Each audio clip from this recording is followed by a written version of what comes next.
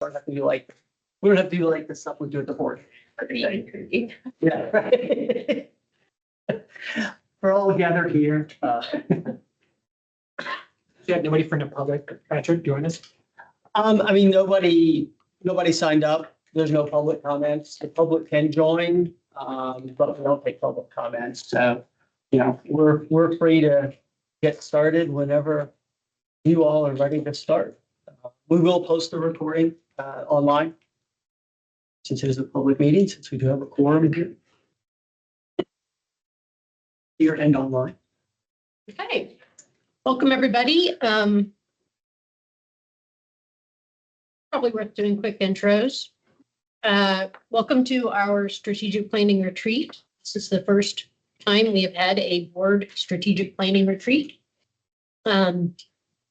The work we'll be presenting today is based on the work of the strategic planning committee and our health planning and evaluation team. We're going to be largely focused on our agency performance system, but towards the end, I'm going to make reference to how we are tying this into a larger strategic vision for the agency and how that is evolving. And so, Pete, shall we start with you? Stephen Yoon, board member, just joined last year.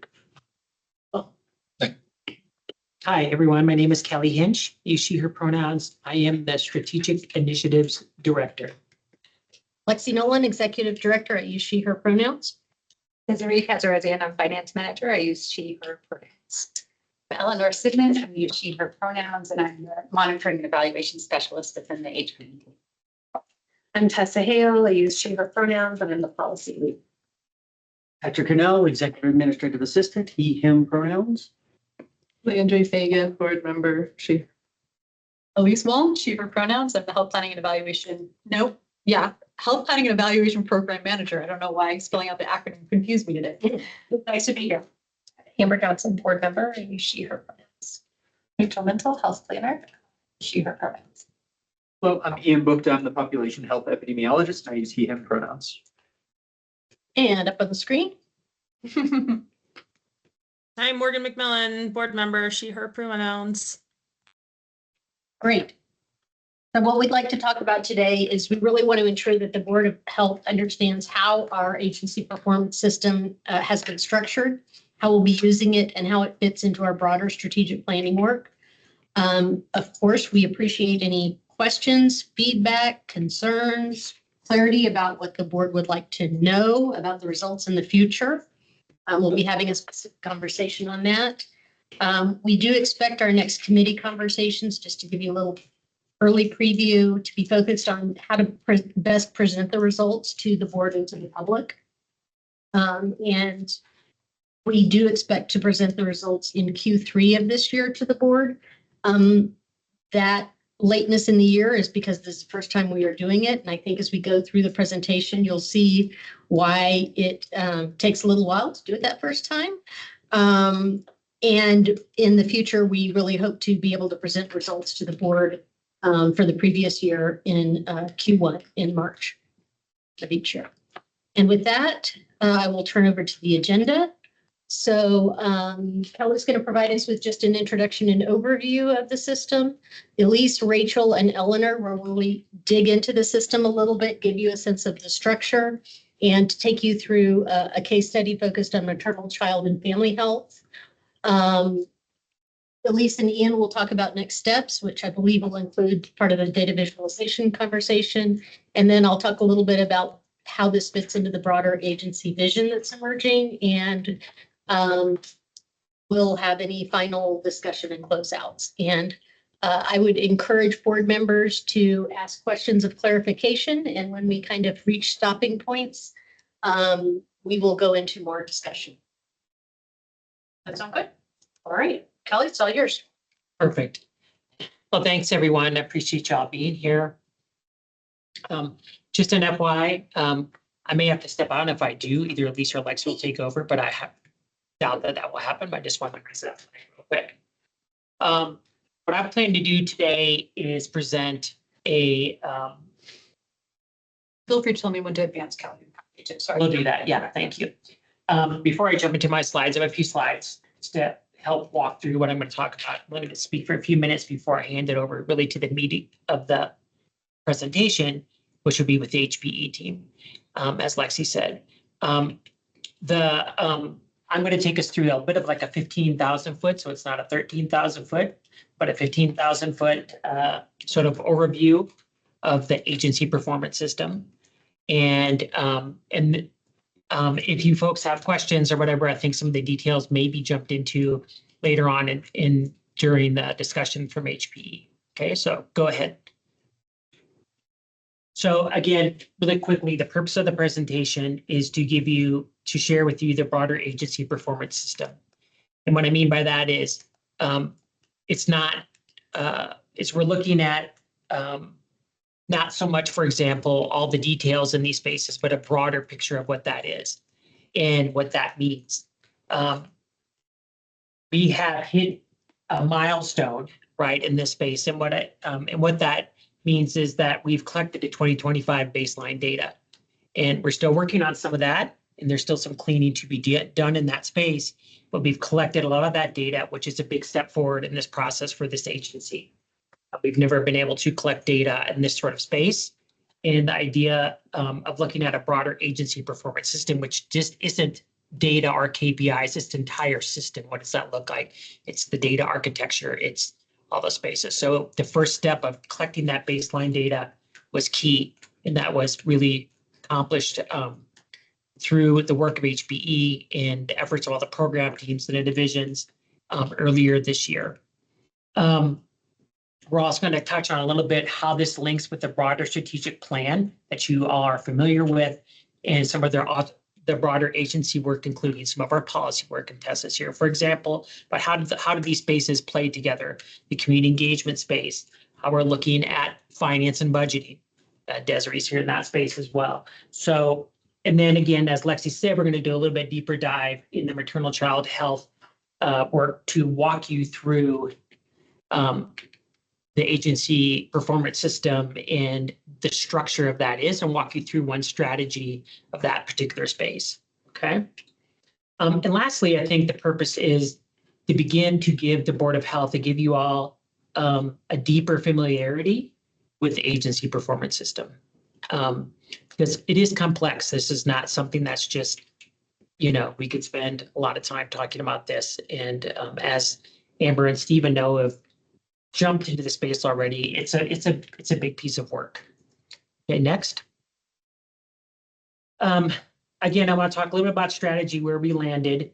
So over late of 2025, if you recall, we really looked at and settled on a vision or a framework based upon 6 work areas that you have seen before in the past, but you'll see again here very shortly. I'm not going to dive into the framework, but that framework really was a foundation for us to jump into this process. And it really allowed us to be able to formulate how we're collecting data, where we're collecting it at, that sort of thing. Secondly, this has been an agency cultural shift. In the past, many programs have been able to collect data, and they have data for their programs, but there's never been a systematic way of gathering that data, bringing those pieces together to make decisions as an agency. And whether those be financial decisions, programmatic decisions, strategic priorities, et cetera. So this is a shift for folks. And I want to, and although are really here, I want to really give kudos to the division managers, many of which you know, obviously, them and their teams, because this is extra work. As you might know, I mean, starting this process and, launching off in a new space is not something that's easy. So senior management team, not just because she's sitting here, but Lexi and Indira and others also been very instrumental in this space because it is really a large cultural shift, but it's how we move, going to move forward in this agency, and it's going to be our foundation of how we move. Again, we collected key baseline data, and we're set to create actual KPIs, like what's to measure, how are you going to measure that, and things like that. How you're going to use that data to set goals and things like that, or KPIs, that's going to be later this year. That's the next step, right? We collect the baseline data. How do we work with teams for them to create goals based on those KPIs, et cetera. And Ian might touch on this a little bit, but we're looking at what's basically data modernization and architecture. And as Ian likes to say, it's the plumbing of everything we do with data, right? So we can't build a house and then build the plumbing. You have to build the plumbing first and then build the house, right? So it's like, how do these data systems talk to each other? What data do we have? How do we bring these spaces together? How do we make it easy for teams to collect, for example, what's your population health information versus what are we collecting? What does this look? How do you bring these pieces together with some of the finance pieces? So it's everything. It's not just programmatic data, it's our financial space as well. So it's a very large piece with that. And again, we've been working with the strategic planning subcommittee, Amber and Stephen, which has been super helpful. Go ahead. Just a quick slide here again, why the agency performance system. Just a quick reminder, we're looking at for it to tell us like, what are we doing? How well are we doing? And are we doing what we said we would? I said well there. What's our impact with the community? In some cases, internally as well, because some of these spaces are internal facing. Can we get data to tell our story? We feel that that's a really important part, is telling our story, right? This gives us the opportunity to tell our story to the community in a more, not just sort of siloed, programmatic way, but as an agency, how do we tell our story? It's about learning, right? Which pulls into how do we make informed programmatic or strategic direction shifts, our changes, informed financial decisions, and again, the piping that holds our agency work together. That's why we need that. Next. So today, again, I want you all to become more familiar with the agency performance system, but I also want you to think about ensuring how are we going to use this, the agency performance system, to make sure that you have the relevant data to support your oversight and advisory role as the Board of Health. And we're hoping to have that, which maybe we haven't had as well placed in the past, okay? And I want you to have growing confidence that this will support, and Lexi will talk more about this, but will support a longer term strategic planning process that's backed by actual quality data in this space. And again, for you maybe to walk out of this room with some, not the data that says, you know, we're making this impact right now, or whatever the case may be, we want to get to that.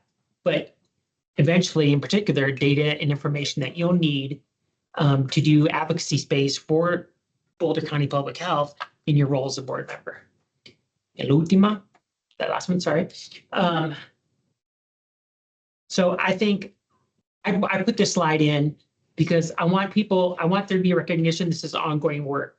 This is not something that we're going to go, oh, we're done, we're landed on this. We will never, ever be done in this space. And I think we will get to a place where we get many of the things that we're going for. But the reality is we will always be improving on what data we collect. How do we collect it? How do we use data for decision making? And how do we use data to tell our story? It's a constant space, right? And that's why we're all pretty happy with HPE and SIB to have the Board of Health subcommittee in that space. And because we feel that it's going to be important but constant work going forward. So there's not really a deadline. There's just this constant journey going around the place. So on this work. So I hope that sets some ground for you before I turn it over to Elise and have her and her team lead us through a little bit more information about the agency performance system. Thank you, Kelly. Lex, do you want me to pause it all for any questions, or you want us to dive right on in? I would look to the board for that. Let's continue. Sounds great. Well, I will not belabor this because Kelly gave us such a fabulous introduction. I think one thing I wanted to highlight from Kelly's introduction from this work is the celebratory aspect of it.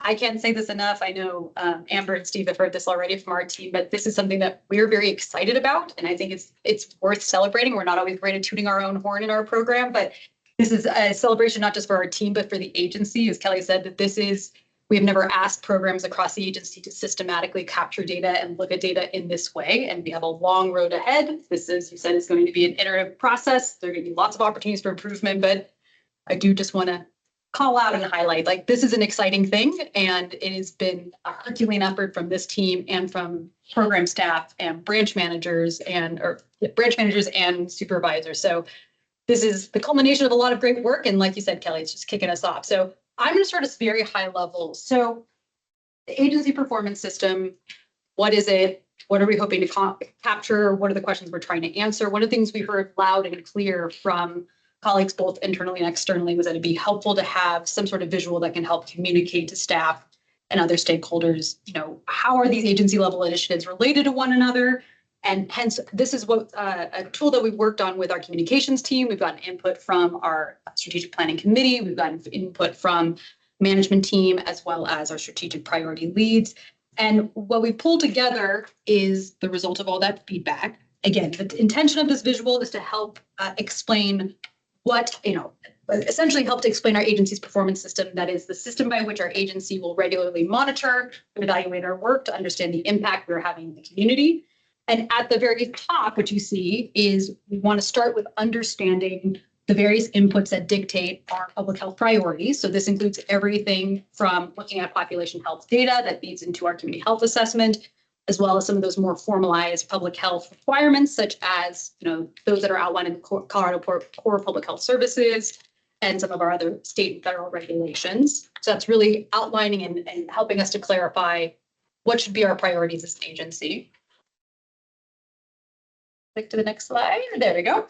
The next one, that next section, that feeds into what are we doing as an agency? And as Kelly already kind of touched on just a second ago, that is really fleshed out in these core work areas. And so, in looking at the breadth of work happening across the agency, we honed in on these 6 work areas. So mental and behavioral health, maternal, child, and family health, emergency preparedness, response, and recovery, infectious disease prevention and control, environmental public health, and good governance, which is inclusive of a lot of that infrastructure work happening both within the strategic initiatives branch and the administration and finance branch. You'll see our agency strategic priorities, again, which are areas of work that our agency is looking to make deeper investment and commitment within. Those are nested within some of our existing work areas. So unsurprisingly, mental behavioral health nested within that work area, emergency preparedness and response also nested there.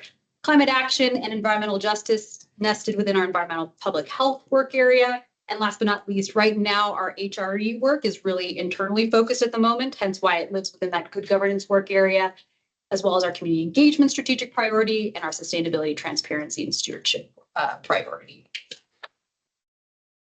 Next, kind of we fleshed out what are we doing as an agency. We then want to answer the question of how are we doing it? And that's really the intention behind these program operational plans that Indira, our deputy director, has been spearheading with programs this year. So programs are using those to articulate what the work is, how it will be accomplished, what they are tracking in order to measure that this year, who is assigned to those various activities and whatnot. So they're really intended to outline and scope work for the year, as well as provide leadership with visibility into those programmatic goals. Can I make a quick comment on Yeah. the operational thing? So this is, so our agency has had scattered operational plans in various programs historically. Sometimes they are required for grants. Sometimes they are voluntarily developed. This is the first time that we've really developed operational plan template that is intentionally connected to the KPIs, and that we have a uniform template across the agency. So it's a huge step forward. It was a lift for teams, and we really want to thank staff for leaning into this. They did it very quickly. And it's another one of those experiences we know will get better over the years, but it was really helpful for us to be able to understand kind of what the logic models connecting to the KPIs are. And that's definitely an area we're looking to enhance and build upon as we move forward too. Yeah, this year was our first step at it and lots of room for improvement moving forward. But like you said, Lexi, lots of valiant efforts by all of our colleagues. There's a lot of lifts this year. Next area is really, so once we've answered that question of how are we doing it, this is where we're finally getting into those agency KPIs. So how are we actually evaluating how well we are doing in this space? Want to answer those questions, and Amber very kindly kind of in reflecting on some of the information you shared with the committee at the last meeting in March, I think you really simplified some of the questions that we're trying to answer with this, which is how much of all this are we doing? How well are we doing that? And the so what? What is the impact? What's the community impact that we're seeing as a result of that? And that's really what we're trying to get our agency KPIs as well as those strategic priority indicators to be answering, as well as recognizing that other programs are collecting even more granular programmatic data that helps illustrate and tell that story as well. Our agency KPIs aren't reflective of necessarily everything that's going on in that space, but really trying to paint the broadest picture that we can of what is happening within our agency and the impact we're having in our community. And obviously, with that community impact, we're really looking to those data in the context of also our population health data to say, where should we go next? Do we need to continue investing in this space? Do we need to expand into a new space? Do we need to dial back in a certain space? So trying to answer all of those questions with a variety of data at our fingertips. Oh, and sorry, last but not least, quickly, last but certainly not least, as Kelly also referenced, data modernization. We really wanted to make sure that this visual communicated the importance as well of how integral data modernization is to this entire system. That, as Kelly referenced, the analogy, or the metaphor that Ian likes to use of it being the plumbing for the house. And really, without the necessary policies, standards, processes, systems in place, our agency is not going to be able to fully realize this vision and have the data at our fingertips in a timely manner that is accurate, that is relevant when we need it to make decisions, unless we have the data architecture in place and all of those related pieces so that we have a coherent system in which these data are being captured, analyzed, reported, and visualized, and eventually sunsetted when necessary. So that is a very quick and high-level walkthrough of the agency performance system. Lexi, would you like me to pause there? I'm sorry, I keep referring to you. I'm happy to ask the board directly. Would you like me to pause there? I prefer that Lexi offered. Want to come that direction. But yeah, were there any questions before we keep cruising right ahead? Question, but I will say I had a preview of the agency performance system as part of the subcommittee. And this past week, the board and our packet for preparation for the board meeting, we had an update on our strategic goals, right? Our strategic priorities. Thank you. Strategic priorities. Mm-hmm. And several of the strategic priorities are needing to be revised, which is expected of public health, particularly as our funding expands or contracts. Mm-hmm. And I was thinking, as a board, what we can see, when we're making really difficult budget decisions is the impact on the staff, clearly in this past year, the big impact on our ability to retain our staff and having to make, the staffing cuts in the past year. But what we have less visibility into is when we're modifying budgets or cutting budgets because of our funding, I have less visibility into the community impact, right?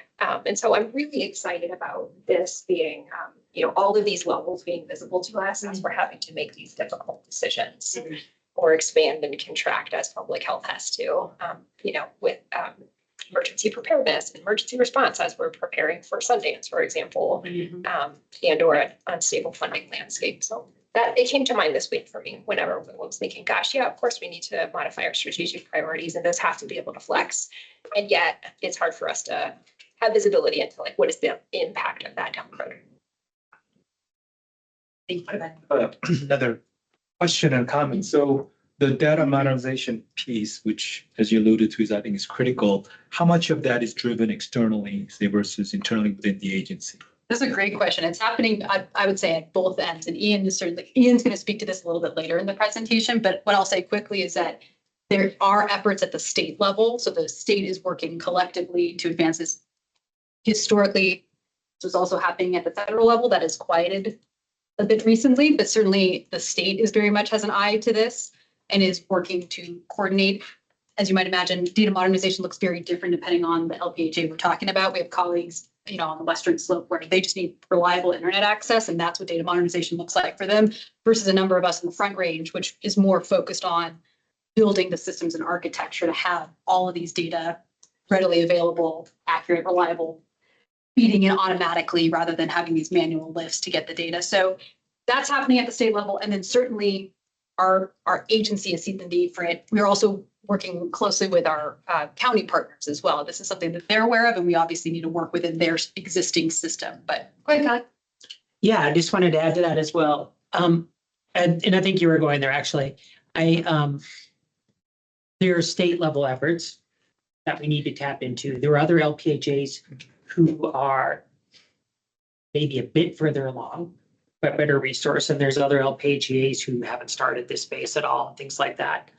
But the county has resources, and we're coordinating with them of how we can use those resources, or how we can at least collaborate with them in that space, and to try and identifying gaps where we need support.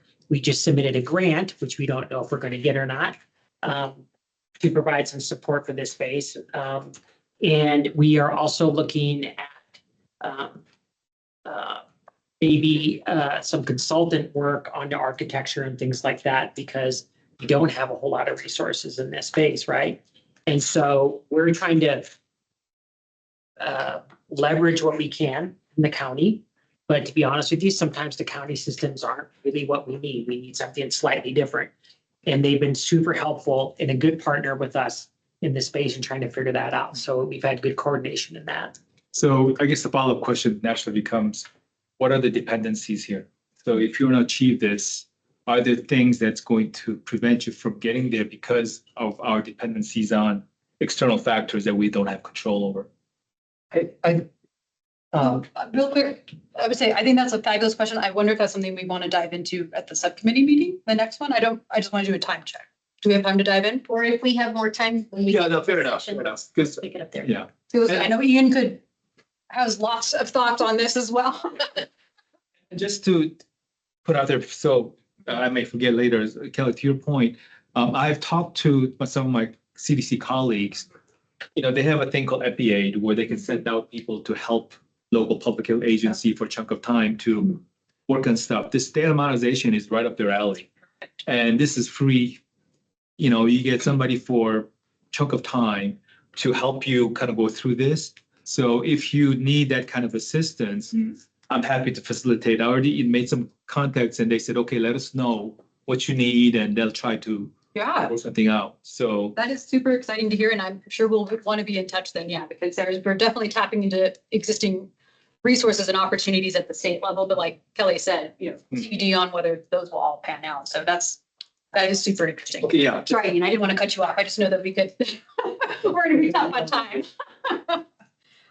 Real quick, so I'm trying to get through my portions as quickly as possible because Eleanor is the one who has the real juicy, interesting, engaging portion of the presentation. And some of this I know is also repeat for Steve and Amber, but real quickly, the agency evaluation framework, this was the document that we shared in the packet in advance. And really, this is fleshing out that, what do we do section of the agency performance system, and is really outlining what are those 6 overarching work areas, the goals, the high level goals for each of them, the underlying strategies for each of the work areas, the existing KPIs we have for those. And this is, again, an ever evolving work in progress, but what are the KPIs we fleshed out for each strategy? And then, of course, the BCPH programs that we see as feeding into all of those various KPIs and contributing data to the KPIs. So again, this has been shared previously with the board. And again, really trying to drive home that the purpose of this is describe the breadth of work happening across the agency. Historically, we've talked a lot about our data as isolated within specific programs or by division. And the intent of this was really to show how programs from separate divisions even are contributing to each of these distinct work areas. In the interest of time, if it's okay with you, Lexi, I don't think I'm going to read through the language of each goal, if that's okay. But this should be in the packet, so you're welcome to dive in there. But really just wanting to flesh out again what each of those work areas are: environmental public health, emergency preparedness, response and recovery, infectious disease prevention and control. I will throw in a really quick detail. This is me going slightly off script. One of the things when we were building out the evaluation framework that Eleanor illustrated beautifully, I think it was specifically for our infectious disease prevention and control work area with some contextual narrative that went alongside with the work area to provide some additional background information that would be helpful for anyone else looking at it of like, what are the things we're talking about here? What are we considering? That's something we haven't really realistically had bandwidth to dive back into, but we want to build out for all of these because we think it's just helpful as a communication tool for folks internally and externally to really get a sense of when our agency talks about environmental public health, what does that mean to us? And what are some of the factors and context pieces we think they should have? Again, those last three work areas are maternal, child and family health, mental and behavioral health, and good governance. And again, that good governance is really pertaining to a lot of the backbone infrastructure work happening within SIB and ANF. Real quickly, I'm going to turn things over to Rachel, but the purpose of the slide, and thank you for teeing us up so nicely just a second ago, Amber. We're not a plant, but you already alluded to this. But so as you will have seen in the packet for this most recent Board of Health meeting, we did include a report from the annual review meeting that happened in February amongst our management team and our strategic priority leads. And again, the reason for including this here is that just really driving home the point, we have our strategic priorities. They are nested within those 6 work areas. And as you acknowledged, Amber, there have been some changes at that meeting in February. We did have a discussion of what needs to change or adapt for 2026. And Rachel's going to give us kind of some of the main key takeaways. But again, please go look at the full report for all the rest of the juicy details. But go ahead, Rachel. The shortest portion of this presentation, so milk it for what it's worth. Just kidding. So yes, the report has all the details. I'm just going to touch on 3 of the priorities that I think it's important to notice some of the changes. Mhm. Generally, all the priorities are moving forward. There weren't too many changes at like that high objective level. A lot of the changes were in more of the details of the activities, making some language changes, some date changes, things like that. But the ones that I wanted to point out were climate action. So we modified the name a little bit. We added environmental justice to help kind of capture the scope of the work that's happening in that priority. Within the climate action and environmental justice priority, 2 of the objectives are currently paused. A lot of that work was centered on the climate action coordinator position that was here, and some of that work has been completed. So we do have 1 objective that we are still working on, and we added some new work under there based on existing or pre-planned work that was going to happen this year. So it's not anything brand new that we're developing, work that was already going to be happening, and it fits very nicely with the climate action plan that was developed within this priority. So look forward to the Q1 report that will be released soon. That will have some more detail on what that work is going to look like. One of the other priorities I wanted to mention, mental behavioral health. Not sure if the board is or is not aware, but the staff member who's serving as a priority lead for mental behavioral health has departed the agency. So that is a capacity challenge that we'll have to address, along with just some of the changes in the mental behavioral health work within the agency. Still navigating what that is going to look like moving forward. So that is one that I think just have to monitor this year as we move forward. And then the third one I wanted to touch on was community engagement. There's been significant progress made with community engagement because we have Megan, our contracted position, which has been fantastic. That's one that we'll kind of have to monitor with the position potentially ending in June. So we'll be something to look at, seeing how the momentum might shift, and how that work group can work and continue moving forward about that contracted position. So those were just 3 of the ones that I wanted to kind of highlight that maybe had some changes to notice. As Elise mentioned, if you haven't read the report, there's more details. Thank you, Rachel. Last but not least, I probably should have included this slide maybe slightly earlier. This was just a slide to really highlight for each of these 6 work areas. When we talk about them being cross-cutting across the agency and across divisions, what you're seeing on this slide is for each of the work areas, the estimated or relative number of programs in each division that are contributing to it. So unsurprisingly for environmental public health, 16 programs within environmental public health are contributing to that work area. We have 1 program within community health that's also feeding data into some of those KPIs. Jumping over to mental and behavioral health, we have 7 programs within community health that are feeding KPIs there, 4 from family health, 4 from environmental health, and 1 from CDM. So really this is included just to illustrate how we've tried to take that holistic view of the agency rather than just looking at things within the silo of each division. with that, I believe I get to stop talking and turn things over to Eleanor, unless you wanted me to tee things off to begin. I'll let you do it. I got one slide here. Yes, and then I'll tee it over to you. So in this next section of the presentation, we're going to provide a very small sample of agency level data that we've collected about the 2025 reporting period. And the purpose of this sampling today is to give you a sense of the type of data that we are collecting and how we're aiming to make use of it and make meaning of the data. And also realistically, some of the challenges that we're encountering as we're making this large data effort. I'm going to present that sample data drawn from the maternal, child, and family health work area. We will, though, be going a little deeper than we did at the Strategic Priority Committee meeting. So Steve and Amber, there's new material for you as well. But before we get into that, I'm going to set Ian up for a couple of slides that look at that population health level, because that is driving all of our work here at the agency. Yeah, so our population health data really helps us understand our population goals. So this is a lot of data that is external to the agency. This is things that are created by the CDC, CDPHE, or the Colorado Department of Health and Environment. And so these are things that help us understand our place in the world, and helps us understand if we also can look across time and understand if we're losing ground. And it's really a good starting place as we think about our targets. As we take our measures and eventually turn them into KPIs, what are the targets that are going to matter to us? Understanding the environment around us is really important for that. So I have two, and if you mind bumping this one, I have two examples of what this kind of data can take the form of. There's a lot of small text up there. Basically, what you're looking at is there's a bar for Boulder County, there's a bar for Colorado, and there's a bar for the United States as a whole. Now, we can do it this way, or we could also look at an index of the other counties within Colorado. But basically, we can look across our different indicators and decide and see where are we lagging, where are we doing better than the general population.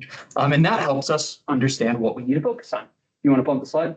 And a similar thing can be in an indicator that we've done historically pretty well at improving. This is our vaccination rates for our 19 to 35-year-olds, 19 to 35-month-olds.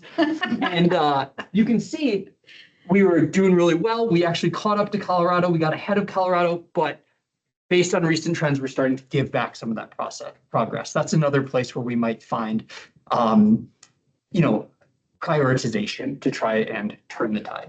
So those are just a couple examples of how we would use this population goal level data to help us kind of find our place in the world, be our North Star as we move through. Now I'm going to turn it back to Eleanor to go into a little bit more depth on stuff internal. And real quick, I was just going to add, one last thing I was going to add to what Ian shared was we obviously have population health indicators identified for all of our work areas. As Steve, I'm sure, is intimately aware, there is tons of population health data out there that we can look at. And obviously this is just a tiny subset today. But also, as we think about, as Lexi alluded to, as Kelly alluded to, as we look to the future for visualizing it, this is some of the space that is pretty easy for us to dive into because there is such a wealth of it. It's more kind of trying to train ourselves on where should we focus our attention? Where is most valuable to invest in visualizing some of these data specifically for our county? And so that's what we've fleshed out a bit with these population level indicators for each of the work areas. But there's lots of data, and we imagine this will be a constant evolution of what is available, what isn't available to us.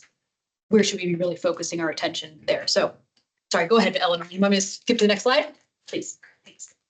Okay, so now we're looking at the agency and our work internally. So as described in the agency evaluation framework that was shared in the pre-meeting packet, we've identified 7 general or main strategies that BCPH programs use in their maternal, child, and family health promoting efforts. In brief, these include prenatal care and case management for low-income or young pregnant women through home visitation and other supports, direct services to new families through similar support mechanisms, federal and supplemental sources of healthy foods, primarily to low-income households with children, although we do have some programs that don't require children to be in the household, regulatory inspections of educational settings, Classes, events, and trainings to promote healthy living choices and healthy environments. Then policy and systems changed, focused on healthy eating and active living in particular, and community engagement, including through coalitions. As with most of our work areas, Just a real Yeah. quick intervention. Can you speak a little bit to how the strategies were decided on? largely we looked at the existing programs within BCPH and what they were doing and how they were doing it. And then we looked for commonalities across those programs. Some of those commonalities were easy to see because the programs were within the same teams. For instance, we have multiple HEAL food provision programs, and they all have some common management. They work together on an ongoing basis. Sometimes they don't work together on an ongoing basis. For instance, TAP, our tobacco education group. Yes, there's more letters there too. One of their work streams within that program is on secondhand smoke in multi-unit housing.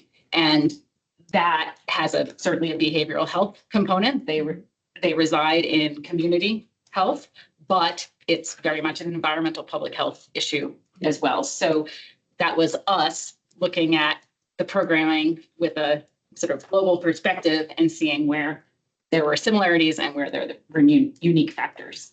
And correct me if I'm wrong, but I believe some of the strategies were also derived from more general documents around what is expected of public health. Certainly, and that some of that we try to capture in that sort of context piece that Elise had mentioned before. For instance, within infectious disease, if you look at the core public health services and to a certain extent, indicators in Healthy People 2030, for instance, they talk about vaccinations a lot, both giving, but also promoting, even if you're not the one actually giving it. There's also an emphasis on harm reduction. And so looking at those best practices, I guess, also with the lens of what are we doing here at the agency. I will say, though, that these strategies are very much based on what we are actually doing. There are other strategies that could be used and would probably have good evidence to use them that the agency is not doing right now. I would say that we don't capture those gaps in this framework right now, but the framework would help us identify those gaps if we took a larger perspective. Think like those population health data. Okay. So not to look too deeply into this slide, but as with most of our work areas, programs across multiple divisions contribute to the maternal, child, and family health work area. So this just gives you a snapshot of some family health programs, some community health programs, and some environmental health programs. Okay, so across work areas, strategies, and programs, we're aiming to use agency data to answer several types of questions. First, what is BCPH doing within a work area or strategy? So a lot of this is descriptive. And separate from our data efforts, the program's operational plans that were mentioned before are going to further flesh out how programs are doing this work. Second big question, how well is BCPH doing this work? Now, that is a very broad question. We like in our team to operationalize questions like this.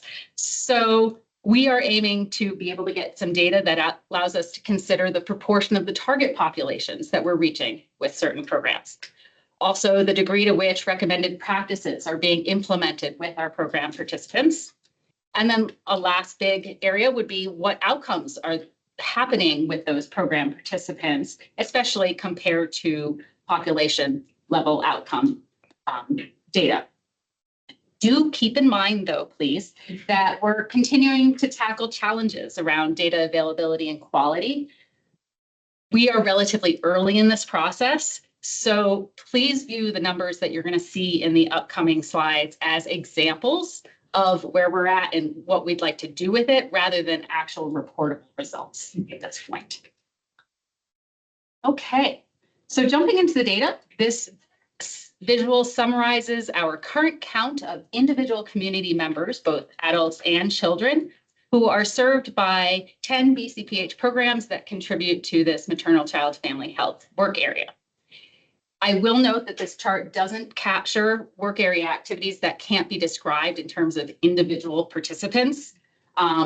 Examples would be those ECE or school inspections. We're not capturing them in this visual, nor policy and systems change work by the Healthy Beverage Coalition or our HEAL teams or our overarching community engagement efforts. So this is a fairly overarching view, but it doesn't capture every activity in the work area. What this visual does provide is a summary of the diversity of programs that are contributing to the work area, as well as current estimates for how many community members are regularly being reached and engaged by each program. It also shows that we have some missing data, and we'll discuss that in a moment. Yes, please. I have a quick question on that. Yes. Why is fruits and vegetables? Yes, Okay. that's a combined adults and children. We have one summary number rather than two. Yeah. So we can also roll up many of those reach or individual served data to the work area, the strategy or program type or service type level. For example, by grouping some of those earlier counts, we estimate that over 2,000 non-unique mothers and children were reached by BCPH's 4 home visitation programs, and that over 16,000 non-unique individuals were served by BCPH programs that help provide food to individual households, either directly to the households or through early childhood education centers. And I would note that about 80% of those food provision counts are children. So we do heavily emphasize that. At the agency level, it may also be interesting to see how many individuals we're reaching through community education and training, meaning outside of those direct service programmings.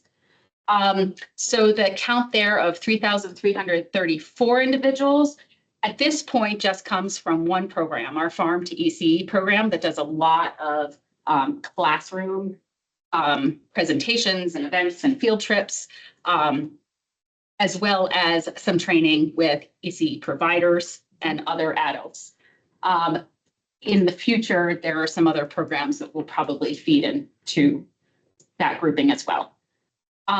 So lastly, in the blue column, we see a current roll-up estimate of non-unique individuals served across the MC or the maternal child family health work area activities. So one point that I'd like to emphasize right now, though, is that these are non-unique totals. Some community members may be counted multiple times. Now, sometimes that's because some of the contributing programs overlap by definition. We have a WIC farmers market program. Everyone who's in that program needs to be in WIC themselves. We can't sort of separate them out particularly well. In other cases, there's co-enrollment across programs. So it's not required, but it does happen. Teen mothers, for instance, often participate in Genesis, and yet they are still eligible to participate in some of the other home visitation programs as well. And so they may be counted in both places. Can I ask really quick, for the food provision programs, are non-unique individuals also individual family members within the household that's being served? We attempted for this to get household individuals within the household. So if it's a 4-person household, we did try to get that. I will say it's if available. Can I ask a question? Yeah. This one and the previous one, being an epidemiologist, I always love percentages. So do we have a target versus what you're serving? We'll get into that a little bit in future ones. So this is just the overarching reach numbers. So stay tuned. You're getting to KPIs, yeah. You want me to go to the next slide? Please. Yeah.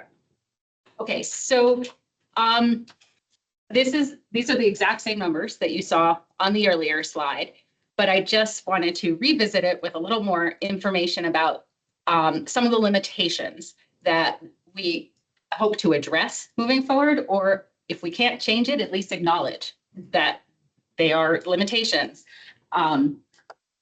Some data, for instance, come from external sources. As you can see with the double up food bucks, we don't actually have current participation counts there because they're not being provided right now by the program's community partner grocery chain, like who's actually using. We know who could have coupons, but we don't know who's using the coupons. And though the WIC Farmers Market program did receive data from their farmers market partner, it will probably be good to clarify what they're counting.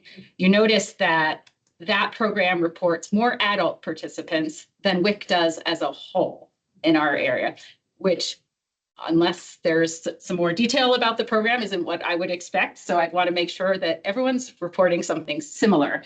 And that's just going to take a little extra effort when it's not only communicating with our internal programs about the data, but it's communicating with those community partners as well. And then just to note with the home visitation programs in WIC, each of those programs do use separate data systems that cannot talk to one another. And each of those systems allow BCPH staff different levels of access to the data. So just because data got put in doesn't mean it's easy to get the data out. And often that's because these programs are part of larger programmatic entities that kind of control that level of data collection and data access. Okay, so now that was broad for the strategy, for the work area, excuse me. Now I'd like to jump into some of the data that apply to strategy 1 of the maternal child family health work area. And just to remind you, strategy 1 was about prenatal care and case management for low income or young pregnant women through home visitation or other supports. So this chart again starts with REACH, specifically the number of adults who received prenatal services through each of the programs. And again, as a non-unique total across the 3 prenatal programs. Not surprisingly, our home visitation programs, Genesis and Nurse Family Partnerships, they're very high intensity, but reach fewer individuals than the WIC program does, which does not provide home visitation. They provide their supports through other mechanisms. These are, I would say, critical program descriptor data, but as we were just teed up for, they don't get at the proportion of the target populations that are being reached by these programs.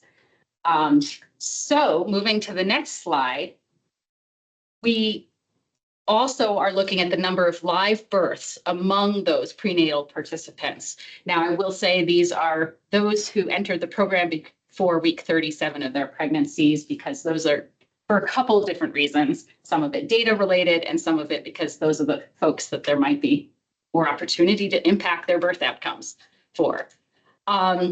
So these numbers are smaller than the ones you saw before because not all of our prenatal participants in 2025 have had their babies yet.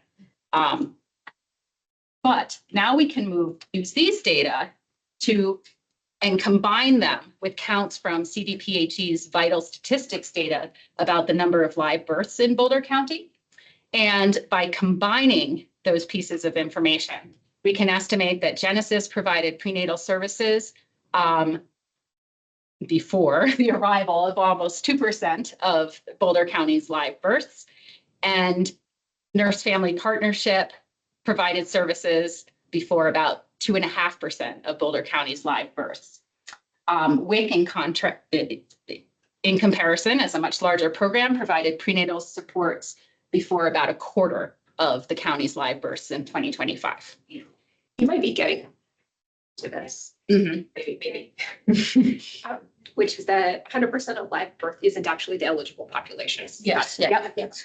You're teeing us up. So before to that, I do just want to mention this is why these are not reportable percentages yet. The denominator in these are based on vital statistics birth data from 2024 instead of 2025. That is clearly not good data practice. We want the numerator and denominator to match, but the vital statistics data won't be coming out until next month in May. So this is what we will calculate, but we will put in updated numbers as soon as we get them. Yep. And as Amber very rightly noted, the programs are not intended to reach all pregnant women in the country, or I mean, in the county. Genesis, for instance, is set up only to serve pregnant teens. So this slide takes the Genesis numbers one step further. The column on the left is exactly what you saw before, that 2%. But now we're changing who we're looking at. Here, we're looking at more These are mothers aged 10 to 19 years who gave birth in Boulder County in 2025. And you see that with this comparison, the program is serving around 83%, which is a much larger portion of our target population. Now, unfortunately, that process of calculating reach within for nurse family partnership and WIC's target populations is not as simple, because vital statistics birth counts aren't provided by mother's household income. There is an area-based poverty measure, but it's based on the census tract that the birthing mother lives in, which is not the same as the individual level eligibility criteria that our programs use. It reports household income, not individual income. Is that what you're saying? No, not even that. If we could get that level of data, we would be thrilled with it and we would go with it. It's that the publicly available data, at least, and we can go back to Vital Stats and see if maybe they'll give us something more. But when they report the live births by poverty level, it's by the counts who live in census tracts where less than 10% of the population has a household income at federal poverty level or lower, or over 30%. But that's the area that they live in, not themselves. And those are correlated, but certainly not perfectly correlated. So we can certainly look into data availability, and we may be able to do similar calculations, but it's going to take a few more steps. And then moving beyond program reach, we also want to address the question of how well is BCBH doing its work by looking at outcomes experienced by program participants, including in comparison with population level outcomes. So key goals of the prenatal service programs are to help reduce the prevalence of preterm and low birth weight births in Boulder County overall or in higher risk subpopulations. So here we see that 4 to 5% of births to Genesis and Nurse Family Partnership prenatal program participants were preterm, along with about 11% of births to prenatal WIC participants.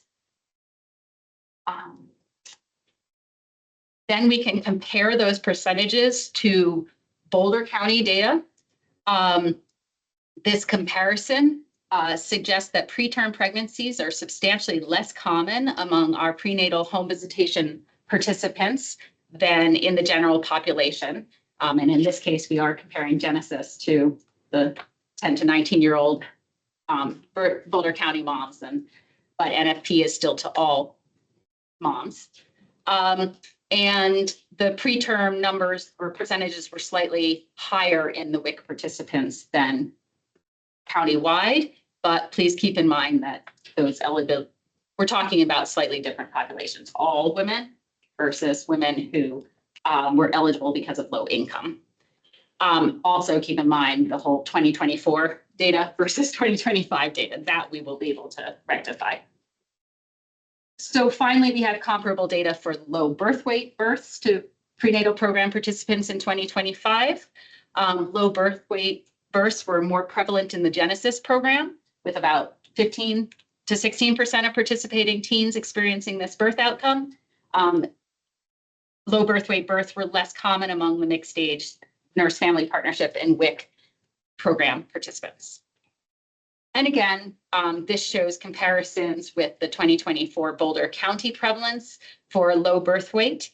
And we see that Genesis percentage, though higher compared to the other programs, is lower than the Boulder County prevalence, whereas the NFP and WIC percentages were very slightly higher. But again, I'll be interested in looking at this again with 2025 data. So that is the data that we have to present today to go a little deeper in how we can look at this data at the work area as well as strategy level.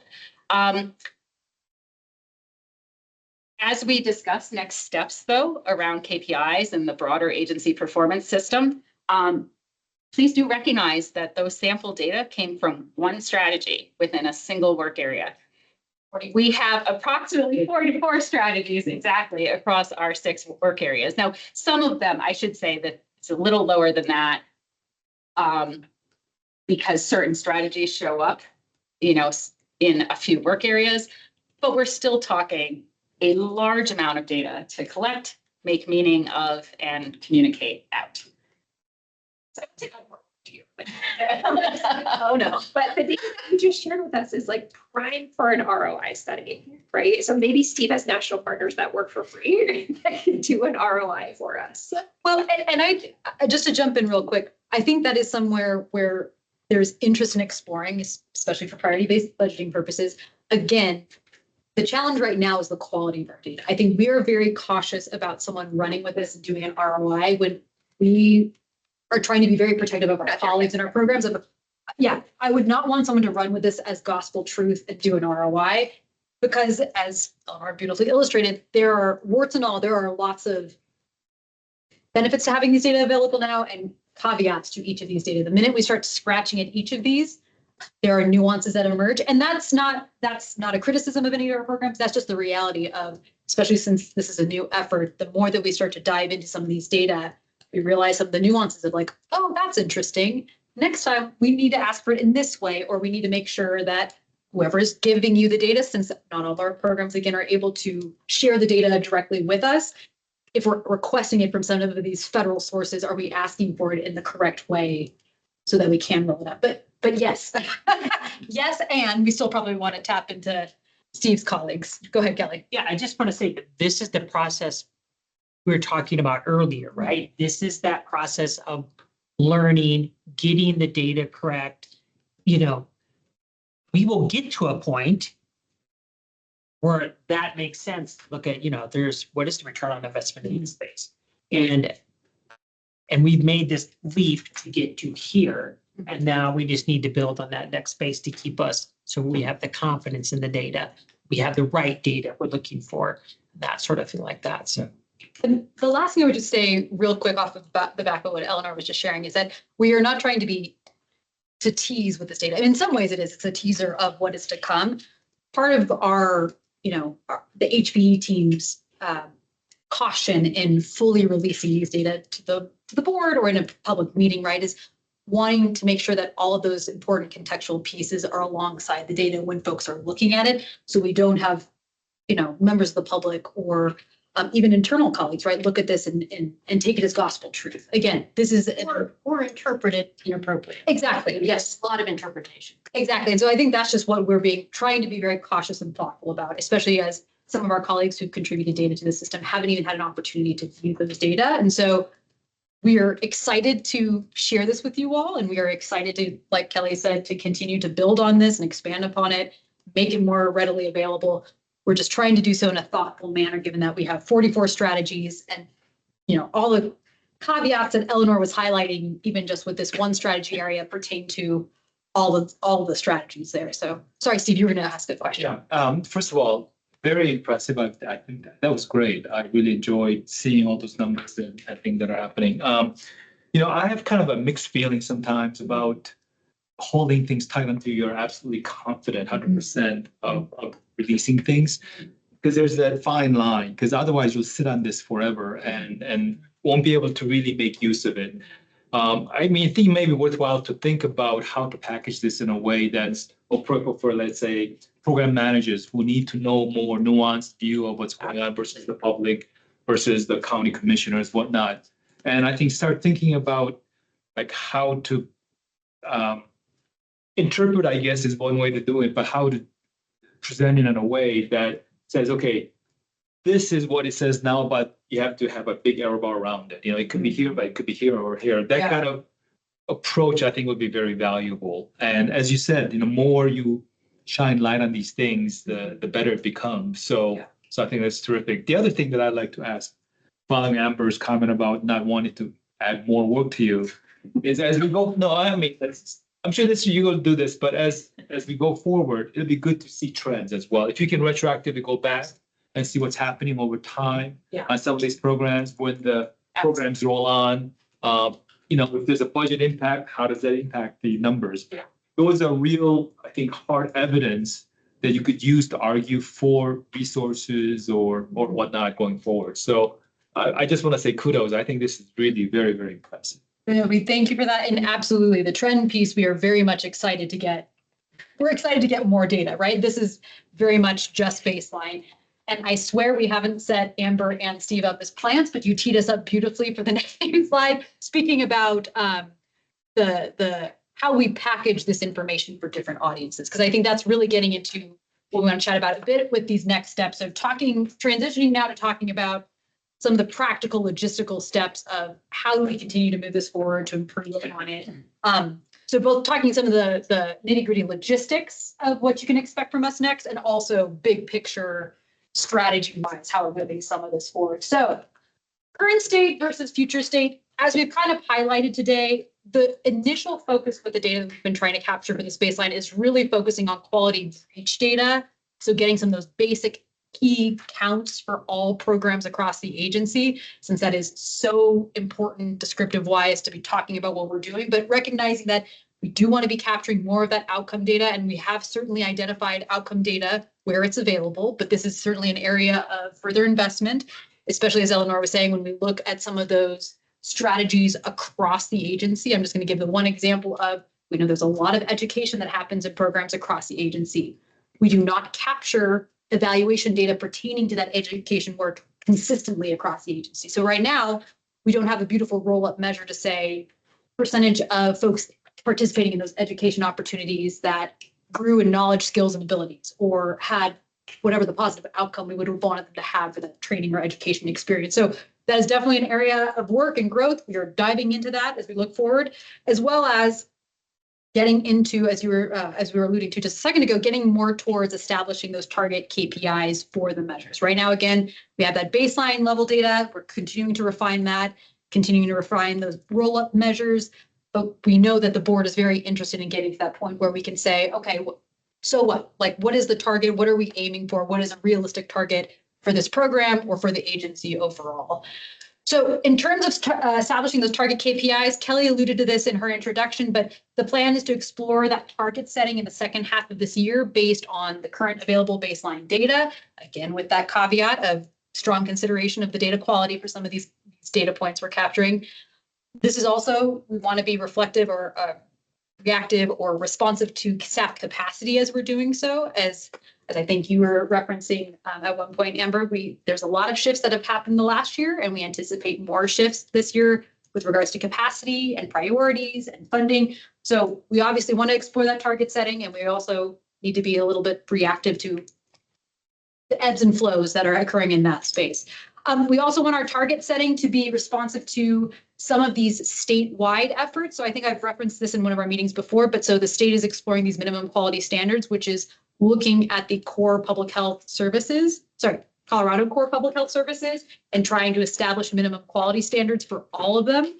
So obviously we would want to align our work wherever possible with standards that are being set in that space. Obviously aligning with state level data modernization efforts. There's hospital transformation efforts that are taking place that may impact some of our strategies. So we want to be responsive to that. We also want to, be in consideration of existing regulatory and mandated requirements, and, ideally being able to compare where available to state and other county level data that would obviously be something we would look to initially for setting some of those targets. Did I see a hand raised, or maybe it's just distracting? Also looking ahead, analysis and reporting, Lexi, I think, mentioned this a little bit earlier.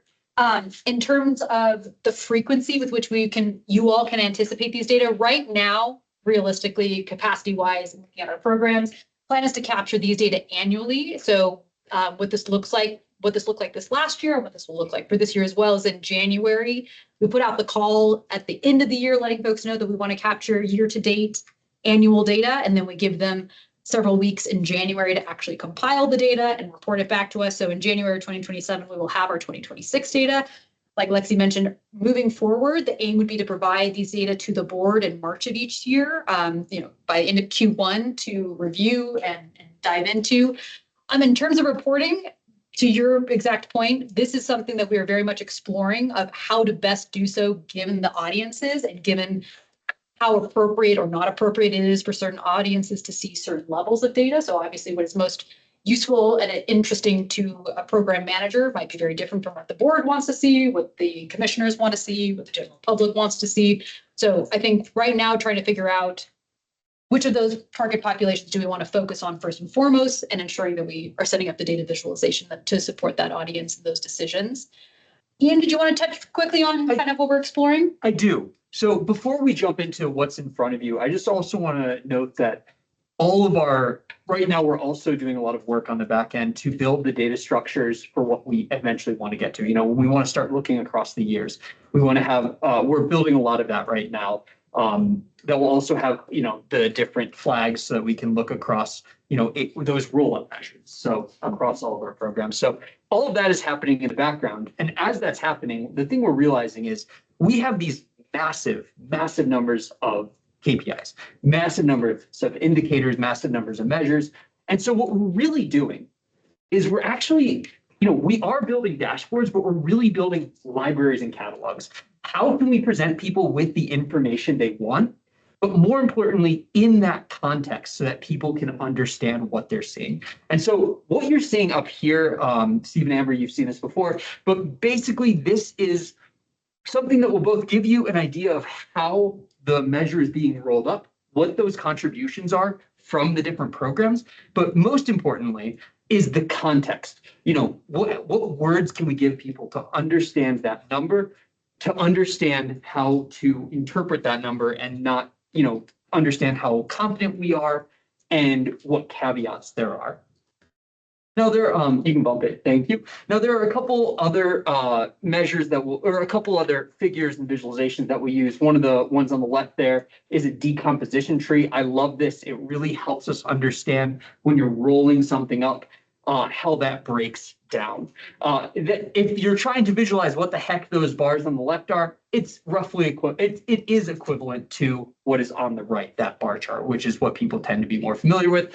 And the nice thing is that we have interactivity in these dashboards so that people are able to click on things to focus on them. You can hover your mouse above it and it will give you more details, and it will really allow us to provide the context that we want to our numbers. Now, of course, that also means that we have to write data notes for every single thing, and that's going to take a little bit of time as well. I'm going to say real quick, summarize this, and then I'll jump it back to Ian to talk a little bit more about some of the data modernization work we have underway. But I think, again, some of the big lessons learned, opportunities for improvement that we wanted to highlight to the board is, and some of this, again, I will go through this fairly quickly because I think Lexi and Kelly teed us up very nicely by summarizing some of these points. But again, this is a new organizational process. These are new data that the agency has not collected in this manner before. Again, maybe individual programs have, but we haven't asked them to do so or think about it in this way or report in this certain way. So this is a big change. And as we've highlighted before too, our colleagues have really risen to the occasion. We are so appreciative of all the work that our colleagues have done. I don't think we can emphasize this enough. It was a big ask. They responded to it very quickly. We know that there's lots of room for improvement on our end in terms of how we conceptualize the work that they do, the most relevant key KPIs. And so again, this will be an ever evolving process. We want this to be of use to our colleagues. We want this to be of use to their program management. We want this to be of use for priority-based budgeting purposes. So we're just very appreciative of all the work that has gone in. And I selfishly am very appreciative of my lovely team who has done the Herculean lifting in this space. I do a lot of the talking. These are the smart people who actually do the work. I just get to be the face of it. We are still missing lots of data, like Eleanor has indicated. And again, this is not a criticism of our colleagues. This is just a reality of where we are currently at, and we will continue to work in this space. We know some of the areas that we need to dive into first, and we will probably be looking to certainly senior leadership, but also maybe our Board of Health strategic planning committee for helping us hone our attention of where do we want to do a deeper dive in some of these gaps and areas for improvement. Oh, sorry, I thought you were raising your hand. Rolling up the data, again, may continue to be a challenge, again, just because of some of the nuances of the data that folks are collecting, and also wanting to be thoughtful of how to best visualize this. And again, really to tee Ian up next, that data modernization piece is going to be so essential. If we don't have the systems in place for these data, it is going to continue to be a Herculean task for the entire agency anytime we want to get these data. And we will continue to have some of these challenges, missing data, questions and concerns. We know we aren't going to fix it magically overnight, but this, taking the steps towards data modernization are going to really set us up on the path that we need to go. So with that, Ian, go ahead, take it away. Yeah, so y'all have heard my favorite metaphor now. This will be the third time. But the reason that I think it's so important to think about it this way is that every house needs plumbing. Every organization needs data modernization to help make our essential services work. Now, not every house needs a pool. And so we're not trying to build something super shiny, something that is going to, be automatic AI visualization. That's not the goal of data modernization. First thing is just going to be, what kind of piping can we do to reduce the manual labor to do the cool stuff we want to do? We're not trying to fill our pool or flush our toilets by using a bucket of water. We're using the pipes to do that for us. And that's really what's going on right now, right? We're asking staff to collect this data by hand and share it with us manually through email. And we appreciate their efforts, but we're hoping to lighten that load by installing these pipes. So if you want to bump that. So basically, in a more practical sense now, thinking about public health itself, the way that our data is structured now are, kind of intermittent linkages between programs. Data moves as fast as people can email it to each other. There's a lot of manual labor. We have a ton of databases across all the different programs that don't talk to each other, that can't be communicated with. And for projects like this, it's really, really time consuming. Now, the way we want to move, and you'll notice that there's an Adams County logo on there. They were very kind in sharing tons of materials with us, both in terms of the grant that we were doing and as we've been thinking about this process. If you want to bump it. So where we want to move to is a modern data structure. Now, this can be scary because it's the idea of all of our data being in one central repository, but it actually works it works in a way that's really friendly for the user. Basically, what's happening is all of the programs continue to own their data. They continue to work in the databases that they use and are familiar with. But then on the back end, we have them all communicate to a central repository for access. So programs still get to choose what data they work with, how they work with it. But importantly, they get to choose using rules for how the data moves. So instead of somebody emailing and accidentally attaching something that shouldn't get attached, no, they just proactively set the rules and then that data gets moved. And when we get into an emergency situation or we need to make a decision on the fly, we're able to have that data at our fingertips at all times. This is super important for emergency management, but it's also super important for making data-driven decisions by having data at your fingertips when you need it. The other thing is, as I mentioned, it really helps protect ourselves because we can set up all those rules ahead of time to comply with HIPAA. And then that system is just going to refresh and pull in everything we need. And most importantly, it's going to allow us to synthesize across data sets that are not talking to each other at all right now. So it's really going to help support our leadership make the best decisions possible. Thank you. Yeah, I know that was a very, very quick and dirty overview of data modernization and lots of areas that we could dive into. That was a very high-level overview of kind of the breadth of work that has been happening over the last 6 to 12 months within not just our team, but the agency. One of the questions that we wanted to plant, but of course, if Steve or Amber, or I think Morgan had to drop off, or Landry, if any of you had any other questions, we're happy to dive into those now. One of the ones we did want to plant a seed for with the board is, how would you, moving forward, how would you all like to review these data? So recognizing, would you like more summary level, more high level overarching, or are we looking for more granular dashboards that folks have access to? Are you interested in that program level detail, or are you more interested in those work area summaries? Are you interested in hearing back from us on as we've reviewed the data as an agency and there's been agency learning, hearing just the results of that versus being involved in some of those conversations and being able to take that deep dive. Does the full board want to review this? Do you want this to be something that we dive into the strategic planning committee? I realized that was basically 5 questions looped in there. And I recognize you might need more time to think about this, but this is, I think, as we look to the future and we think about how you all would like to engage with these data, would love to hear any maybe initial thoughts or concerns. And obviously you all certainly have more time to think and contemplate this as well, but did want you to all at least to plant that seed of thinking about that. With that, I'll see. I think this is super helpful. I just have a question. Have you thought about or looked into using any form of AI to help you Whoa. with the data? What a question. Certainly no, we have not asked Claude. That is not in our system. Go ahead, Ian, go ahead. So the AI needs to be able to see our data.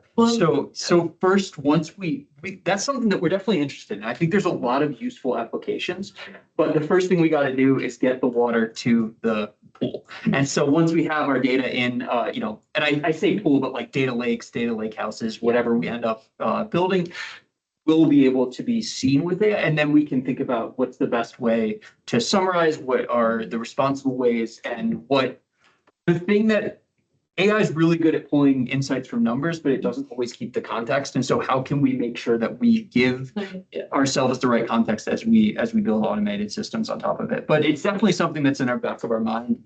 But that is, especially with data modernization, that's probably phase, for us, we have 6 phases, and that's phase 6 for us. It's definitely something that at the state level there is talk about. We have other LPHA partners who this is very much on their mind. And I think, Lexi, correct me if I'm wrong, I think this conversation has come up with the LPHA directors calls from CalFO or the Metro Denver Partnership for Health. So it's definitely something in the zeitgeist. I think it's something we're all looking at and also all trying to think about.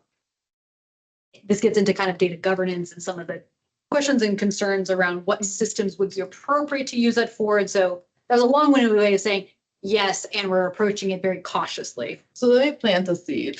You can get a safe firewall version of something like Claude that's pulling things from outside as tools, but doesn't export any of your data. So there are very safe ways to use it, and it might be. I mean, I think probably this is a broader discussion about how different people want to look at data, but it can be really useful for helping target and get some of these KPIs and the ROI questions answered really quickly. Yeah, and we definitely know that there are systems. The reason I was saying no to Claude is that the county, since we're a Microsoft environment where you have to use Copilot, that was just more of a joke. But I mean, I'm well aware that there are lots of. I'm not married to Claude yet. There are a lot of platforms. Yeah. But we know It's a whole bunch of them. Totally. They're definitely like far and away. Totally. But we know that they exist and we are definitely cautiously exploring them. I think we're just, again, trying to be thoughtful and mindful of constraints and whatnot. But I think totally appreciate that. And I just think it might be a good way to minimize some of the hours spent and really think about where we've really been thinking about it. And Eleanor, I know we've talked about this, Ian, I know we've talked about this, and we talked about this, Rachel, too, of as we look to, this is very much future focused, but when we think about our community health assessment and the breadth of secondary data that we would need to pull into that, that seems like a very obvious use case for using this, right? Because it's readily available public data. So it's definitely something that is top of mind for us. The other thing I will acknowledge is there is aside from like the logistical, practical implementation piece, there's the cost component, because a lot of these systems that do have, you have your more controlled environment, so your data is not being shared out, come with a bit of a price tag. And so that is, I think, another thing that might be interesting to explore regionally is, do a number of our regional partners want to go in on a system? But that's more highfalutin pie in the sky. Go ahead, Kelly. Yeah, I want to add to this for a minute. I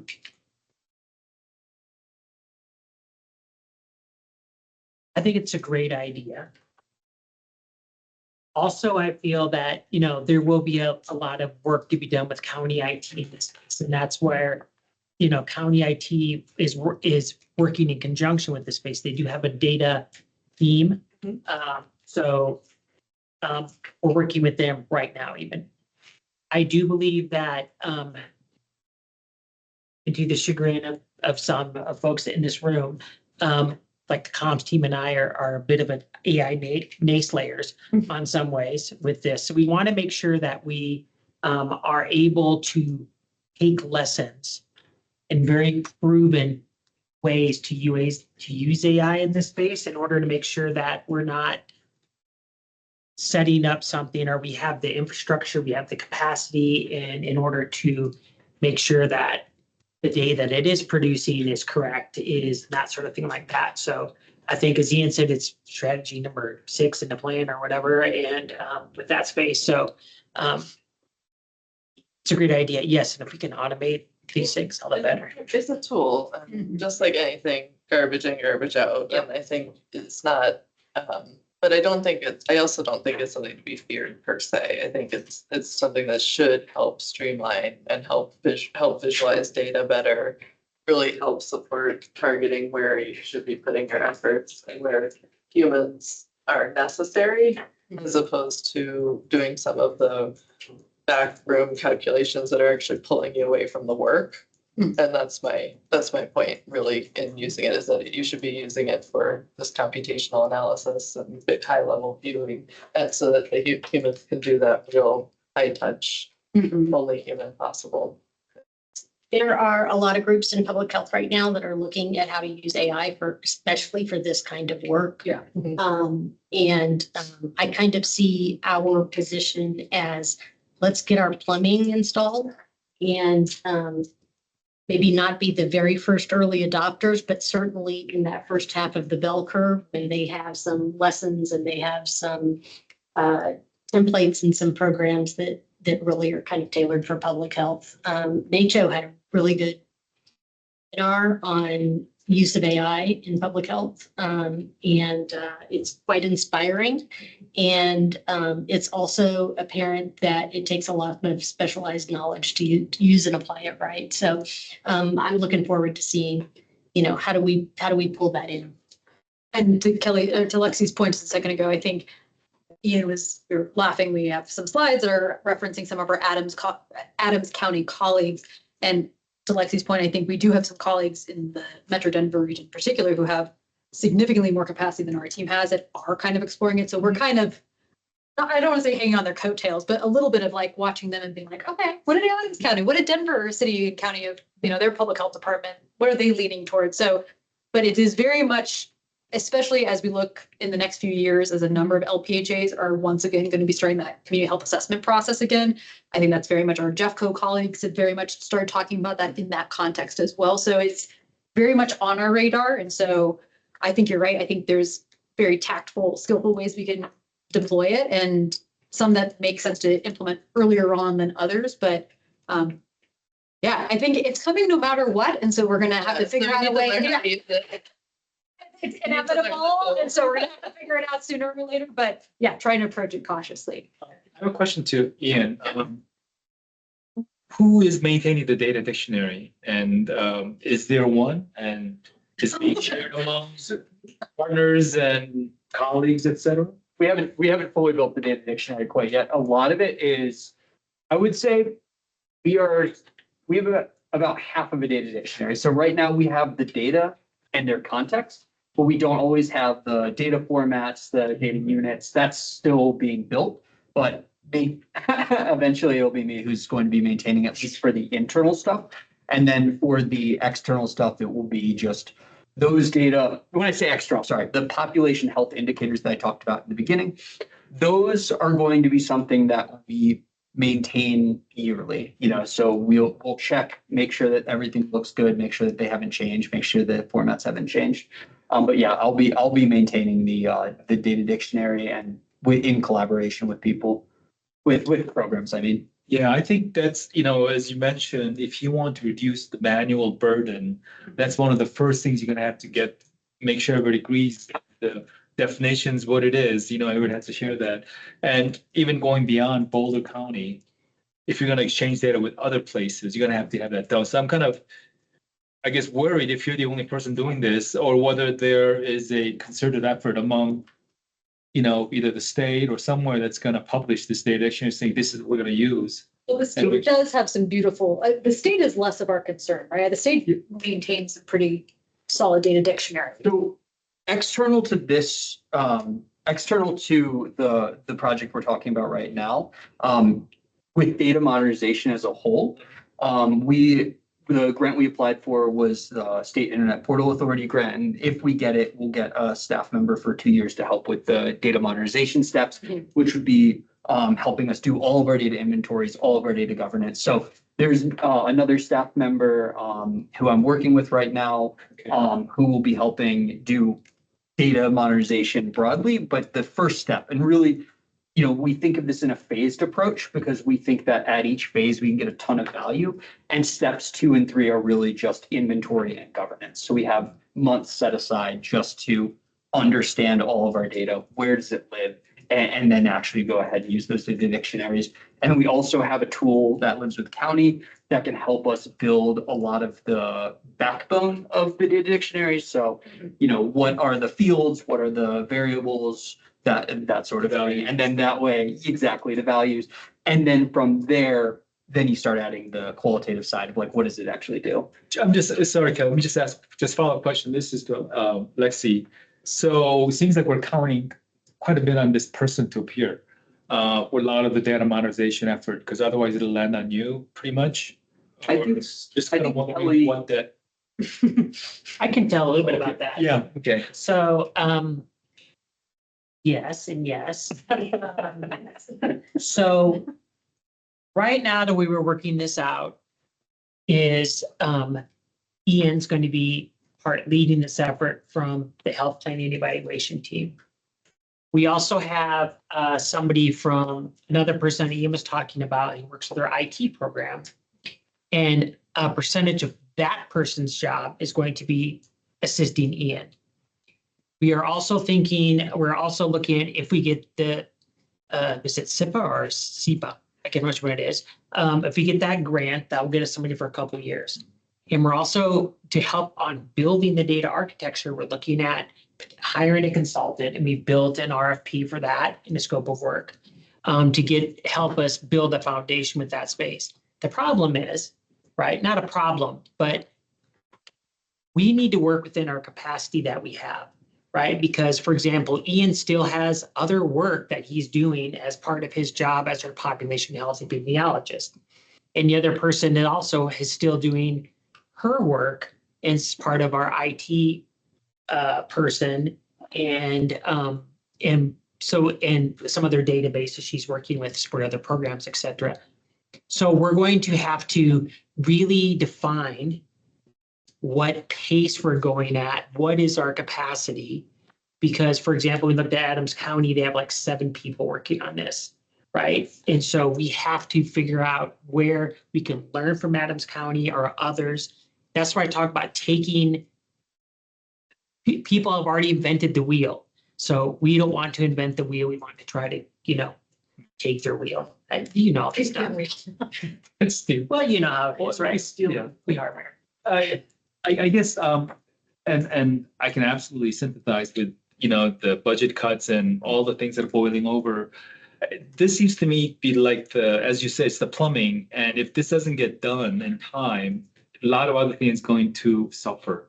Now I think it's a lot of management decision, et cetera. So maybe we can have this conversation in the subcommittee about this. What does this mean? What are the risks of your goals coming in the coming 12 months to achieve certain targets and milestones? What happens if we slip? And so I think there's a lot of implications that's here. That includes a lot of these KPIs and being able to look at KPIs, halfway intelligently, right? Instead of made up numbers. So, I think this is absolutely very critical, and I think we should definitely have a follow-up conversation around this. We dive into it in the next strategic planning committee meeting, if that sounds useful. Yeah. Yeah, we hear you. And I will say the one last thing I would say is that I think Kelly and Ian alluded to this as well, is that we do have colleagues at the county level. They have a dedicated team, which I apologize, Ian, I'm going to butcher the name of Stephanie Kenny's team, but we do have colleagues at the county level who are generally engaging in this space as well, but they are very much looking county-wide, and they are not at our beck and call. And so hence why we've been trying to gain some additional capacity to help move this forward in a more timely fashion. If we aren't successful in this grant or in getting, a consultant, like we do have some colleagues at the county level who could support this, but not in necessarily the dedicated way that we would like, and certainly not at the timelines that we would like. And so that would be something certainly we would discuss with the board too. Like if that starts to shift and we seem like that's the direction we're gonna have to go in terms of capacity building for this effort, then we'll certainly let you know. And Okay, so what I like to ask from Kelly and the team is a short write-up of exactly what your needs are. I think more specific, I mean, this is for the person, well, this is for the person coming from CDC. I mean, once we get kind of a abstract to them, they say, oh, this looks interesting, let's have further conversation, we can go into more details. But something that you think is absolutely going to be critical to help you accomplish your goals in the coming months or coming year, and put it in a way that's clearly definable. Like if you have an intern come over and say spends a month with you, what would you like for that person to be able to accomplish? I'm wondering if a preliminary first step is we could share with you both the RFP that we have for the consultant as well as this SEPA grant, because in the SEPA grant, Ian and Kim have really fleshed out what that phased approach would look like. What are we talking about? The outcomes and deliverables would like at each stage. So does that sound like a good place to start? I'm just thinking that seems like a great place to. Yeah, I don't want to. We've got a lot of the initial Right. I information. don't want to put more work on your plate. So yes, that's fine. I can review it and maybe help you draft something. Pretty submitted, but yeah, I think in terms of like having It's a different audience. that we could use Different, I think different resource that's going to be made available. So CDC is going to be a short term and maybe intense push. This may be more longer term. So let's think about how to most optimally use that resource if we can get that resource. And if that goes well, there could be, further follow-ons. But I think that first thing, they being at the headquarters, they love like cool stuff. They can help feel like they are useful at a local level. Honestly, because they're so far up, everything is so abstract. And so putting their feet on the ground and actually helping somebody go through some of this stuff would be valuable. So again, I don't want you to spend like days and weeks for writing this up, something that you can reuse, kind of summarize to say, this is where we are, this is where we're gonna get to, this is kind of the help we need. These people are typically, I think they're gonna get, it's an info aid. So these are people who have really sophisticated computer science backgrounds that want to know more about public health aspect of applying those tools. So if you can explain in that way that these are our public health needs, we feel like these are some of the gaps that we have currently in terms of knowledge, whatever. I think that would be very helpful. No, thank you. Yeah. And I think I'm sure we have a lot of that information, just maybe not pulled together in that way. So we can definitely explore that, because I think, again, depending on what capacity ends up looking like from some of these grant opportunities, we might need to get real creative and explore. How do we get some additional support to do it? Sorry, did someone else have a hand raised? I thought were you going to say something? Well, all I was gonna say is we'll take any help that we can get. You've done a lot. Very impressed with things that I've done. I just feel like little extra help could really push you along the way. And I chatted you the link Oh, to the, thank you. to the webpage for the data modernization at the CDC. Yeah. They've got a nice webpage. Yeah, and just to add a little extra frosting on the top of the cake, I mean, this team has not just done a remarkable job. We are understaffed for the number of staff that we're supposed to have in the size of the county and the size of an agency for our health planning and evaluation work. And so they have really carried a big load. Again, just want to keep giving a shout out to our colleagues, and especially since this is a public meeting, like really giving a shout out to our colleagues. They're doing the heavy lifting. And I think a lot of them see it that they have been using a lot of these data for a long time. And obviously I was just thinking, with Tessa's policy work, I know Tessa's been engaging with a lot of programs that do have program level work that is fed into it. We're just, again, asking folks to think about it in a new way, rolling it up in different ways and trying to make it more readily available so that, for example, if Tessa is engaging in policy work, rather than having to do the long roundabout way of like, if I'm looking for these data, I have to reach out to A, B, and C to get it. Ideally having it in a centralized place so that everyone can access it. So yeah, we're very excited. And I know that there's a long road to getting things to perfection or close to perfection, but yeah, as I said earlier, we're not good about tooting our horn and we're not good about celebrating things all the time. So I do want to say that this is something to celebrate, and there'll be lots of more opportunities for celebration as this continues to move forward. Can I just? Oh, go ahead. Go ahead. Okay, I apologize. So it's just switching channel just a little Yeah. bit. In your KPIs, I was looking through them and kind of trying to align things. There seems to be a bit of a gap between like population, target, goal, that type of performance measure, and then your KPIs in terms of counts and percentages, right? Is there a kind of intermediate step that achieving 60% training or 60% eligible people trained is going to get us to reduce mortality? You know, so That's part of what should be incorporated into the KPIs is the evidence base. yeah, that's I felt like was so some gaps there. And I think and maybe this is a slightly different but related thought. You know, we talked today about how there's this effort this year to build out these operational plans. So annual planning tools that help programs flesh out what do they plan to accomplish in the next year? How are they staying on track with that and all that? Historically, this agency, and this predates anyone from my team being, including myself. Historically, when this team existed, there were things developed called program profiles, which were a little bit more looking at like essentially logic models for each program. I think that is something that our team has thought, certainly we're trying to not overburden our colleagues. I think in the future, that is very much a direction we want to head, because I think to your point, it will help to build those clearer connections between what is happening at the program level, why are we doing this work, why are the KPIs and what we're measuring, why do we think that's a good way of evaluating that efforts, and then scaling that up. Because I think to your point, when you said that, what I heard is kind of like an overarching logic model, which we've tried to flesh out with the evaluation framework.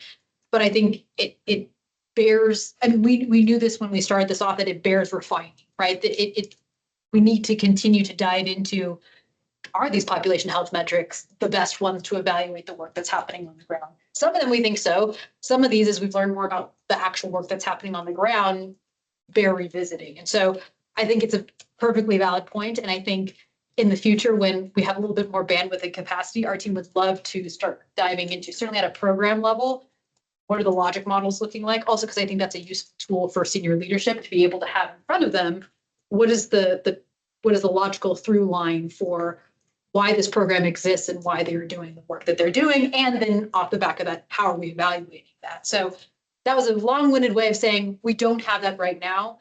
I think that's very much something we would want to build out. Again, it's a matter of capacity and where we're allocating attention to at the moment. And we've been focusing on the data piece, but I think all those underlying components are important to the system as well. Yeah, connecting outputs to outcome. That's the space. Part of the challenge, I think, for this first year as well, is that since the focus really was on getting quality reach data, again, like I said earlier in the presentation, we know that some of that outcome data is a big area for our agency. And I do think that in some cases, not all, in some cases, that is the missing connector between the strategies we have there, the KPIs we're collecting, and some of the population health data we're looking at, is we don't always have those outcomes fleshed out for the work as much as we might like. But that is certainly an area that we want to build out. Yeah, and I think there are going to be some spaces where we can get outcome data, and there are going to be other spaces where we're not going to be able to generate. Yeah. But what we have is so many of our programs are evidence-based programs that we have research on, what the implementation process is and what studies have seen as outcomes. And what that helps us do is to understand if we, some of the implementation science, is that something we need to lean on? Is there some other factor that might be preventing us from achieving those? It'll take us into a deeper conversation in that learning space. Okay, great. Yeah, and allow us to at least have a proxy for what the outcomes are based on that evidence base. Please, I didn't know if I cut you off for a minute. Okay.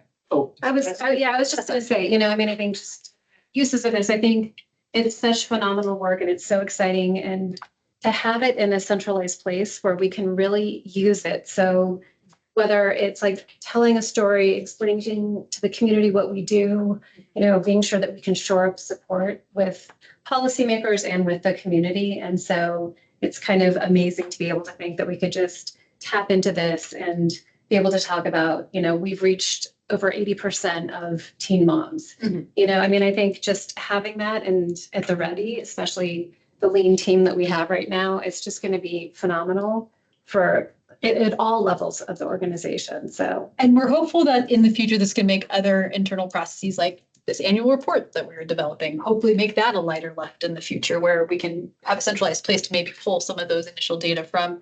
Hopefully I'm not overstepping things, but another thing I wanted to kind of toot horns about, and also it's kind of a preliminary, at least a dipping a toe in some of the space of visualizing a very small subset of these data, but Rachel's been working with Ian on creating a sort of a dashboard for reporting out on our strategic priorities. And so a centralized place where we can capture not just the status of the activity, so we can track over time, how are things moving forward, but collecting some of that strategic priority indicator data. And while that is a very small subset of, the work that's happening in the agency, I do think it's kind of, a step in the direction of where we're hoping to go for a lot of this, right? Where we have a centralized place where people can go and see at a glance, how are things going with, how things have been going over the last year with our climate action priority? How have things been going over the last year with our MBH related work? What are some of the data that we have there? So we're moving this forward in lots of different ways, and it's very exciting. And getting more capacity, from whoever it might be, would be lovely. So I don't know if there's any other thoughts about this question, or if there's any other questions too we can help answer. But again, plenty of time to think these questions through more. Yes. Yes to all. Well, and I know some of this is newer I know Steve and Amber have had more opportunities to engage with some of this. I didn't know if you had. I think, on some level, it'd be good that all this data exists. Probably something like a dashboard would be good for overall arching communication, but obviously there's subsets where I think that would be really interesting. The more detailed. So I don't know how to answer it either. No, it's interesting to look at all of that data. I wouldn't want to say that any of it is not valuable. Probably a dashboard would be a good one. Yeah, I think starting with the subcommittee, this is why we made the subcommittee. Yes, exactly. I mean, to decide maybe which pieces are the most useful to put on the shared dashboard. I feel like we're finally getting to the actual conversation, but I have to actually go to a track meet. I love what Tessa said in that, like, I feel like this is a little bit chicken and egg for us, that we don't have the capacity to do this. And without doing this, we're never going to get more capacity, because this is our ability to retain and to get more funding. Like, if we cannot tell our story well, and if we can't examine what we're doing, then our ability to expand and, to grow. So I think maybe it's a harder subcommittee discussion that we need to have about where this is prioritized currently, and if there needs to be a sprint, to get this work done, so we can continue that conversation. Yeah, I just realized we have 5 minutes left. I know. No, but I think I appreciate that. Lexi, was there anything else you wanted us to touch on before we wrap up? No, I really appreciate everybody's time, attention, and interest. This is a big deal for our agency, and we've been working on it for a while, and just excited about being at the place where we are now. I apologize, Lexi. I know you had some other slides. I can share these slides. Okay. Okay. I realize that there's always next time. And kudos to the team. Very impressed. Even from last subcommittee meeting to now, you guys come a long way. Responsive to our question. Yeah, no, it's really good. And again, the big thanks goes to Eleanor, who has been steeped in this work for months, to Ian, who's been visualizing it, to Rachel, who's been priority work. So the kudos go to my colleagues. They're doing the hard work day in and day out. And I'm so glad that this was well received, because that now means that Eleanor and Ian get to go to their conferences tomorrow and just focus on their conferences and not worry about addressing things immediately. So that's exciting to hear that this was generally well received. So That's great. Thank you. Really awesome. and I didn't mean the AI is like. No. I really wanted to help you. I mean, you're like, I think it's a tool that could be really powerful in exactly this regard. Figured it. I'm very excited about it. Yeah, okay. Thank you, Amber. Thank you all. Sorry. Thanks, everyone. Thank you, everyone. Thank you so much. And thank you for the kudos, Tessa. I know, we talked about it a number of times for the policy. Yeah, it's great. It's a good. Yeah, no. Yeah, I just wish. Support right now where. Yes, we all struggle. Well, and to your point, I didn't think any of that. I mean, like I said, it's coming whether you want it or not, and so I think it's one of those things that you just have to be. I mean, I guess that there are the What I. That's really easy. That is the most basic thing is a good. thing. Yeah. The way. And so it's sort of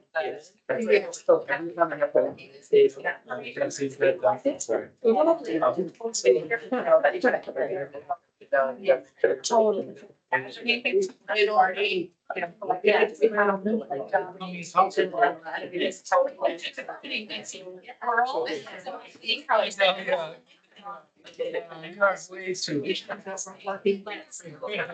So.